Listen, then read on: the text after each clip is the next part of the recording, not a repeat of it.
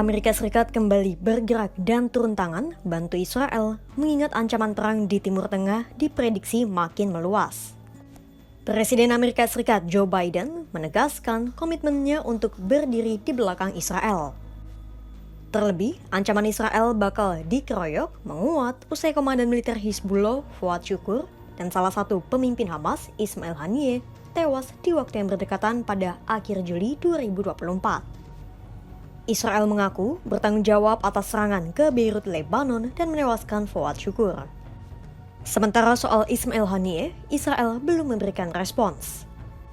Akan tetapi, berbagai tuduhan menyasar ke Israel yang diduga berada di balik serangan terhadap Ismail Haniyeh di Teheran, Iran.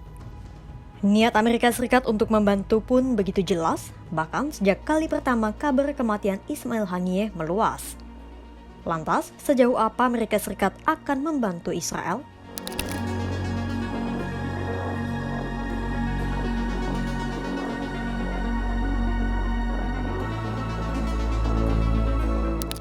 Beberapa jam setelah kabar kematian Ismail Haniyeh meluas pada Rabu 31 Juli 2024, Menteri Pertahanan Amerika Serikat Lloyd Austin segera menegaskan akan terus membantu Israel.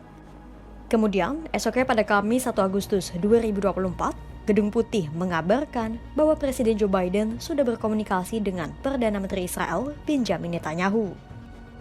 Dalam komunikasi itu, Biden menegaskan komitmennya melindungi Israel dari semua serangan baik ancaman dari Iran, Hamas, Hizbullah maupun Houthi. Utamanya, Amerika Serikat akan memberikan dukungan terhadap sistem pertahanan udara Israel yang melindungi negara itu dari rudal balistik dan drone. Komunikasi antara Lloyd Austin dan Menteri Pertahanan Israel Yoav Gallant juga telah terbangun. Wakil Sekretaris Pers Pentagon Sabrina Singh pada Jumat 2 Agustus 2024 menjelaskan bahwa Lloyd Austin akan mengirimkan bantuan terhadap Israel secepatnya melalui berbagai perubahan postur keamanan militer Amerika Serikat di kawasan itu. Secretary Austin spoke with Israeli Minister of Defense Gallant this morning about the destabilizing threats posed by Iran, its partners, and proxies. The secretary reiterated ironclad support for Israel's security and informed the minister of additional measures to include ongoing and future defensive force posture changes that the department will take to support the defense of Israel. Secretary Austin highlighted that further escalation is not inevitable and that all countries in the region would benefit from a de-escalation in tensions, including through completing a Gaza ceasefire and hostage release deal. He also stressed that the unprecedented scale of U.S. support for Israel since October 7th should leave Iran, Lebanese Hezbollah, and other Iranian-backed terrorist groups with no doubt about U.S. resolve. The secretary will be directing multiple forthcoming force posture moves to bolster force protection for U.S. forces region-wide, to provide elevated support to the defense of Israel, and to ensure the United States is prepared to respond to this evolving crisis. In terms of what specifics that means, I don't have that for you right now. Menghadapi ancaman dari Iran dan berbagai proksinya, Netanyahu menegaskan bahwa Israel siap untuk menghadapi berbagai skenario. Netanyahu memastikan semua musuh Israel akan membayar harga yang mahal atas agresi yang dilancarkan terhadap negaranya. מדינת ישראל נמצאת במלחמה רב-זירתית נגד ציר הרשע של איראן. אנחנו מכים בעוצמה בכל אחד מזרועותיו. אנחנו ערוכים לכל תרחיש, הן בהגנה והן בהתקפה. ואני חוזר ואומר לאויבינו, נגיד ונגבה מחיר כבד על כל מעשה תוקפנות נגדנו, מכל זירה שהיא. אני מוכן ללכת כברת דרך ארוכה מאוד לשחרור כל חטופינו, תוך שמירה על ביטחון ישראל. המחויבות שלנו עומדת בניגוד מוחלט להדלפות ולתדרוכים השקריים בנושא שחרור חטופינו. התדרוכים האלה פוגעים במשא ומתן. לצערי הרב, הם גם זורים חול בעיני משפחות החטופים היקרות. הם מייצרים מצג שווא, כאילו חמאס הסכים לעסקה וממשלת ישראל היא זו שמתנגדת לו. ההפך הגמור הוא הנכון. האמת הפשוטה היא שעד לרגע זה החמאס לא הסכים לתנאים הבסיסיים ביותר של המתווה.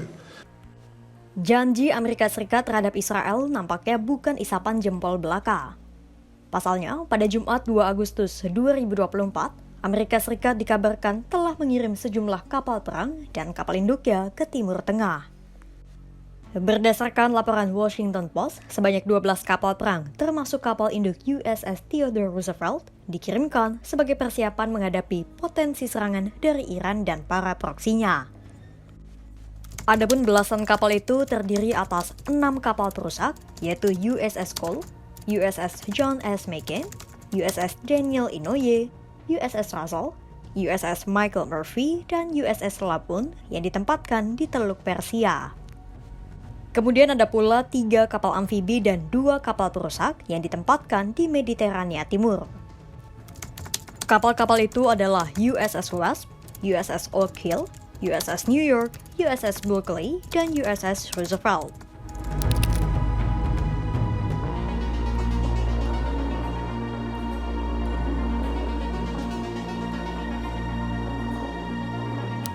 Terlepas dari bantuan Amerika Serikat untuk Israel, Presiden Joe Biden berharap Iran mundur agar perang tidak meluas. Namun demikian, Biden tidak yakin dengan harapan tersebut.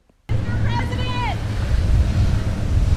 do you think Iran will stand down? Do you think Iran will stand down, sir? I hope so. We don't know. Sejak kematian Ismail Haniyeh dan Fuad Syukur, situasi di Timur Tengah semakin kusut oleh berbagai insiden yang meningkatkan tensi peperangan. Serupa lingkaran setan, aksi adu serangan terus berlanjut dan berulang.